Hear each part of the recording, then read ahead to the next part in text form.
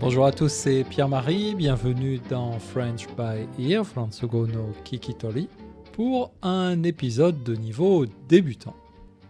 J'espère que vous allez bien et aujourd'hui je vous parle d'une histoire d'oignons. Pourquoi les oignons ? Parce que j'écoutais un programme de français, plutôt pour débutants, et les professeurs ont présenté une expression française que je ne connaissais pas.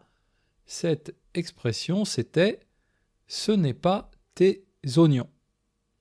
Bien sûr, quand je dis que je ne connais pas cette expression, ce n'est pas tout à fait vrai.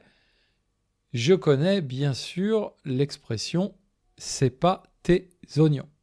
Mais l'expression « ce n'est pas tes oignons », eh bien, je ne connais pas et surtout, j'ai jamais entendu. Alors, quelle est la différence ?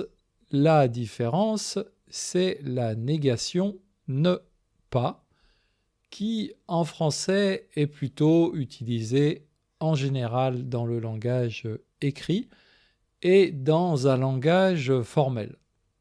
Et donc, l'expression « c'est pas tes oignons », ça n'est pas du langage formel, bien sûr, c'est du langage familier. Et en plus, c'est du langage familier énervé. Quand on dit à quelqu'un « c'est pas tes oignons », c'est qu'on est énervé.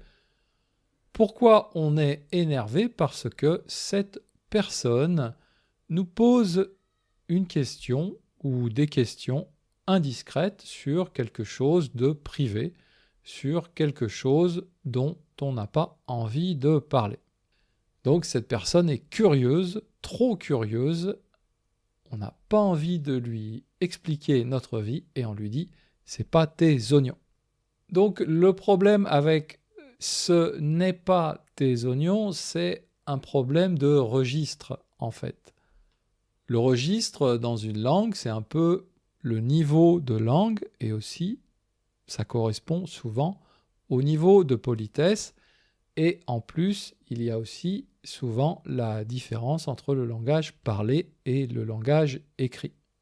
Si je résume très simplement, on va dire qu'il y a 3 registres de langage. Le registre formel, en entreprise, avec un supérieur hiérarchique, avec des gens qui sont plus âgés que nous. Le français normal, standard, le français de tous les jours, avec peut-être des gens qui sont au même niveau que nous, mais qui ne sont pas forcément des amis ou des gens très proches.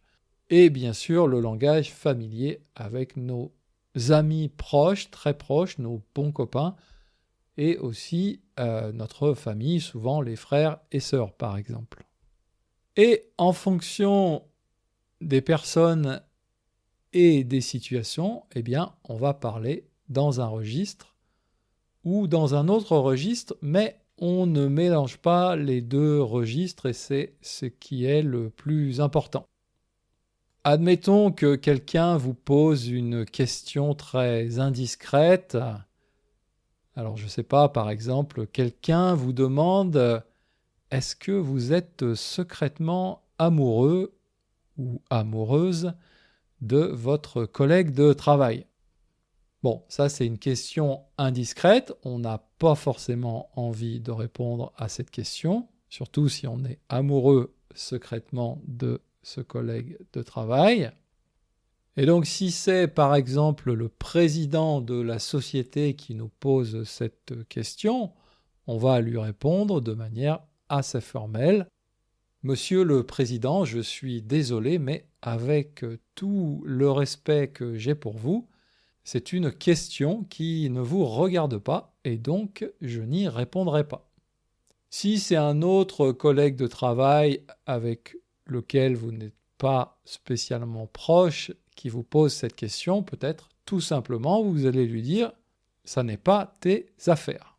Par contre, si c'est dans la société un collègue mais aussi un super copain qui vous pose cette question, eh bien là vous allez dire « c'est pas tes oignons », mais vous n'allez pas dire « ce n'est pas tes oignons ».